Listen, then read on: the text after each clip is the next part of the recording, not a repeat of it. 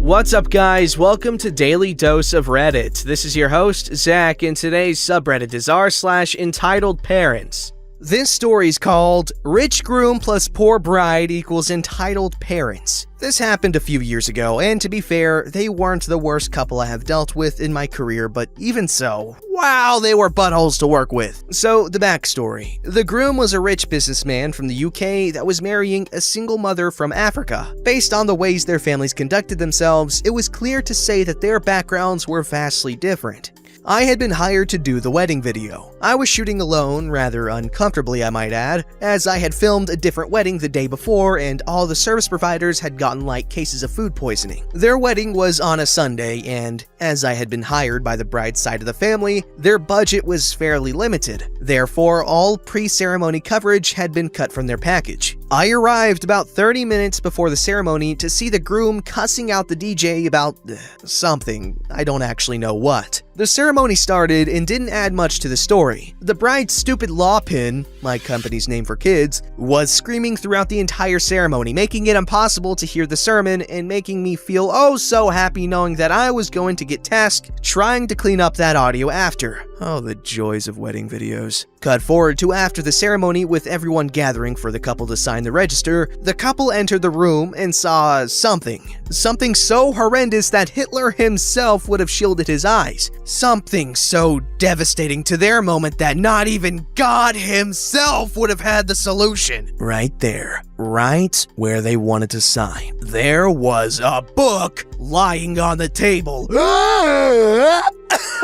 Get the manager straight away. This book has to be removed. The butthole groomed yelled to the closest person in earshot. It took me a moment to register what had just happened before I took a step towards the table, simply picking up the book and putting it back on the shelf. So you'd think that this would be the end of it, right? With Satan's obstacle now removed, that they could simply sign the papers and go on with their lives. Nah, this had upset them so much that the room had to be cleared while they took some time alone to rant about how inadequate everyone is and how this book has ruined their entire day. I'm not even joking, they really did say that the book had ruined their entire day. So eventually the damn register gets signed, the two most dramatic people in the world are now husband and wife, and everyone is standing outside, waiting to throw them with confetti or maybe hand grenades if there was any justice in this world, and we wait, and we wait, and we wait some more. Finally, the door opens. We wake up from our afternoon naps on our feet, the guests hold their hands ready to throw, only to see the MC walk through the door and announce they won't be coming out as the bride doesn't want the wind messing up her hair. If I had rolled my eyes any bigger, they would have come out of their sockets. Why? Because the bride, not the groom, but the bride was from this area and she knew the wind never stops blowing. Did she think God was gonna pause the weather for her while the rest of her guests stand outside burning in the sun for almost 15 minutes? Anyway, move forward to the reception. The couple shoot and the family photos had to be postponed to later because,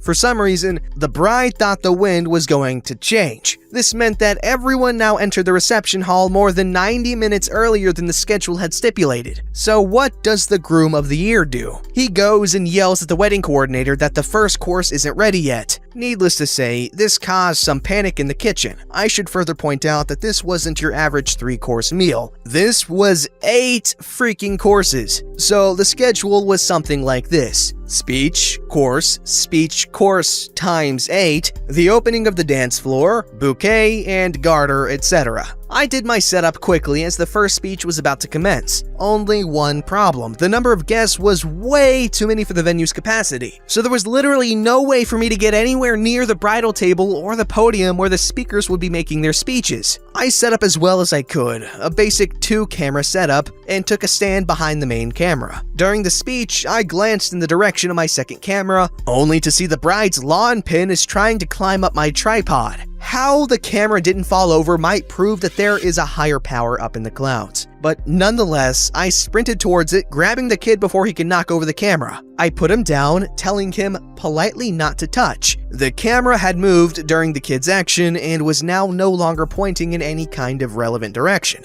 I glanced back at my main camera, only to see that the speaker was no longer standing behind the podium and he had gone to stand directly behind the couple. I had missed it completely. I sprinted back to my main camera, readjusted the shot, glanced back at the second camera, only to see the damn lawn pin aiming to try and climb up it again. Once more, I sprinted back to my second camera, picked the camera up, and set it up right next to the main one. This was the most boring setup ever done in my career, but it would have to do now. The speech eventually ended and the first course was served. I was the only person/service provider not catered for because, honestly, who cares about the videographer? To be fair, this didn't bother me because I wouldn't have been able to eat anyway, but I was still feeling like death and really just wanted to rest for a short while. I waited for the guests to start eating, before spotting a sofa at the back of the venue and deciding it looked like a great place to rest. I had just sat down when I was approached by the butthole groom in the lawn pen. What are you doing now? Me immediately back on my feet.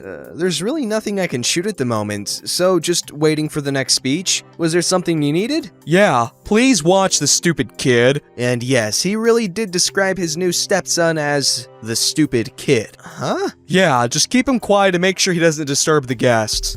What about when the next speech starts? Thank you, the groom said, walking away without answering my question. I looked after him with pleading eyes. This wasn't happening. The kid stared at me. I stared back at him. He continued staring at me and then started wailing his eyes out. Frick my life, I thought to myself. I looked around frantically to see if any of the kid's relatives were gonna come help, but nopes. Giving in to my fate, I climbed down to the floor, opened the kid's backpack, and started unpacking his toys. The kid stopped crying quite quickly as I let him show me his favorite toys. Skip forward about 15 to 20 minutes, the kid and I were in the middle of an intense dinosaur battle when I heard the next speech starting. I asked the MC to give me a 2-minute warning before each speech so that I could have time to set my cameras up again. I, unfortunately, had to move them away every time as to not block the traffic flow of the waiters. He forgot every single time. I missed the first few seconds of the second speech as I redid my setup, only to hear that the kid had started wailing again.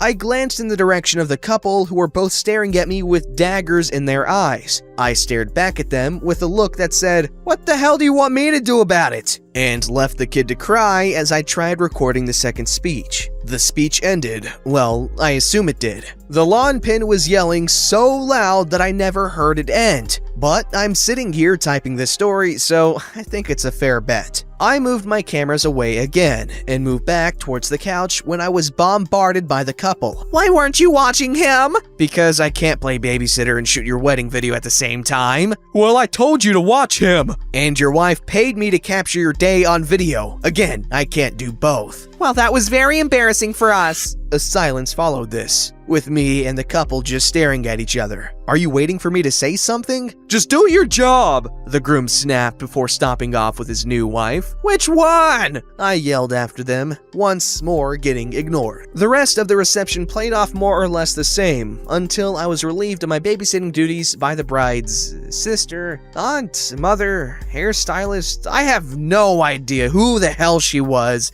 except that I now had to share my sofa. So the reception finally ended. I felt like I had just aged 10 years and it was now time for the family and couple photos. But what was this? Their praying had helped nothing, and the wind was now blowing even worse than before. Now at this point, any logical bride would probably have been asking herself some questions. Specifically, what difference is it going to make if my hair gets messed up now, as almost everything has already been done? And what is the point of even having my hair done if I'm not going to take any decent photos? The bride didn't ask those questions though, and therefore insisted that all her photos, couple and family, take place on the porch, on one single small spot on the porch. So the shoot went like this. I finally get them in frame, and the main photographer blocks me. I try a different angle, and the second photographer blocks me. Hell, I didn't blame the photographers. This was like trying to fit 6 people into a matchbox without taking out the matches. There was simply no space for all of us, and the couple had left this so late that the light was disappearing by the second. If this poor photographer had 20 minutes for all the photos, then I'll be surprised. The next thing to do was getting all the guests back upstairs for the opening of the dance floor. Both the photographer and I had about an hour left on the clock, so we were at least doing well for time. The photographer and I started back up the stairs to do our setup, but we were suddenly stopped by the MC. The MC informed us that the bride was tired, so she and the groom were going to retire to the honeymoon suite and would return in about an hour for the opening of the dance floor. The photographer and I looked at each other with a kind of expression, but shrugged it off and went upstairs to wait. News of the couple's temporary departure quickly reached the guests, and within less than 30 minutes, the entire reception hall had emptied with the exception of the waiters, bar staff, photographers, and myself. Another 30 minutes passed with no sign of the couple returning. Both the photographers and I were now off the clock. The photographers waited another 15 minutes before literally saying, "Screw this," and leaving. I wanted to do the same. My God, did I want to do the same. But the video I had taken so far was so bad. It was nightmare fuel bad, and I simply could not bring myself to leave without at least capturing the opening of the dance floor. And so I continued to wait for another 90 minutes. Finally, the couple returned, followed by around 10 or 15 guests. All of them now wore their casual attire and looked like they were ready for a night at a dodgy nightclub. And then I heard the words that finally made me lose my patience. The MC said, "The couple is not going to open the dance floor anymore." I stared at the couple with a livid expression on my face. As the hip-hop music started playing, the groom took to the bar and the bride started throwing grotesque dance moves with her grotesque friends, all now wearing scantily fitting outfits. Seeing this, I packed up my gear and walked out of the room without saying goodbye to the couple. I did, predictably, get an email from the groom a few days later telling me to remove all the lawn pins crying from the video and that they expected the video to be a true representation of their special day. That, I can say it definitely was. Okay, that just sounds like an absolute nightmare to deal with. I could never. Oh, I'm getting stressed out just thinking about it. This story's called Knocked Unconscious on Public Transport Thanks to an Entitled Mother. For clarification and understanding purposes, I have a medical condition in which my blood circulation is extremely weak. My average resting pulse is at around 45 beats per minute. When I sleep, it can go down to 30 beats per minute, endangering my life. When I am physically active, not resting, etc., my pulse rises to around 60 beats per minute. A pulse of 70 beats per minute for me is like 130 beats per minute for someone with a normal or healthy blood circulation, so I pass out extremely easy. Therefore, I need to be super careful about my movements, actions, and stuff, or else I will get knocked unconscious in seconds of just standing up. I never thought I'd encounter an entitled parent myself, but unfortunately, I did yesterday. It was around 8:30 in the morning. I was riding the bus to university, so I sit there on the bus, listening to music, minding my own business, when all of a sudden someone taps me on the arm. "Excuse me, young man, could you please get up? This is my son's favorite spot on the bus," the entitled ma said. I replied, "What? I'm sorry, but I need this place. Come on, there's plenty of room for you to stand. Just get up and give us the spot." "I really can't. I'm sorry. If I get up now, I will— Just get up. You seem fine. Nothing's wrong with you. You're just lazy and don't want to stand." While I'm trying to explain to entitled mother that I have a certain condition in which I need to be careful about my movements because my pulse and circulation is so extremely weak and fragile, she keeps on screaming about how I was stealing her son's happiness and how lazy I am for not standing up for mother and her child. I was feeling my pulse rising because the arguments and the stress this lady was causing me, and I got extremely anxious. I didn't want to pass out on public transportation. Her son looked really uncomfortable through this whole argument and at one point tried to tell entitled mother to just leave me alone. The rest of the bus, of course, caught attention to the situation. All of a sudden, entitled mother grabbed my hand and tried to take my pulse. Your pulse seems fine. What's wrong with you? Why can't you just stand up? Her grip was so firm it left marks of her nails on my skin. She pulled me out of the seat, leaving me standing on the bus with an already way too high pulse for me in my condition.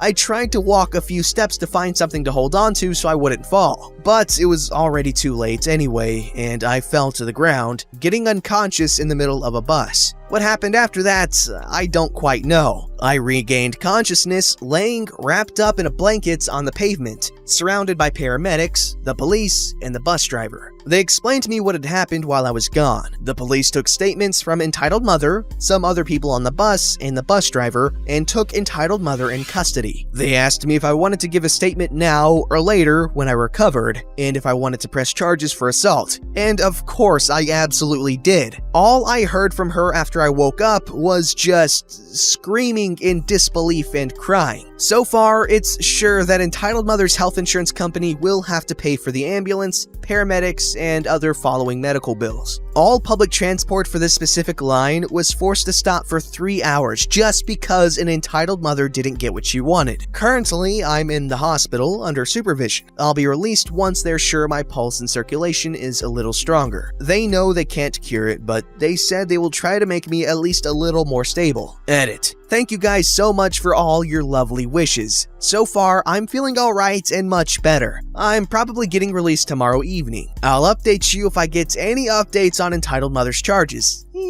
Edit the second. After reading up on some insurance stuff, I think it was some kind of umbrella insurance policy and not only her health insurance. I have no big clue how this works and I can only go with the info my company provided me, but you guys also gave me some nice input. Big factor to take into consideration about this, I'm German, this happened in Germany. Oh my gosh, that's actually incredibly scary because not only because of what happened, but because if his condition was any worse and he was in danger of dying, or if it was just someone else who was, just that prone to death and she just did not bother listening to, what they're trying to say, she could have killed someone. So, yeah, that's definitely something to take into consideration when you're trying to jostle someone. Don't forget to like, subscribe, and hit that bell to never miss an episode.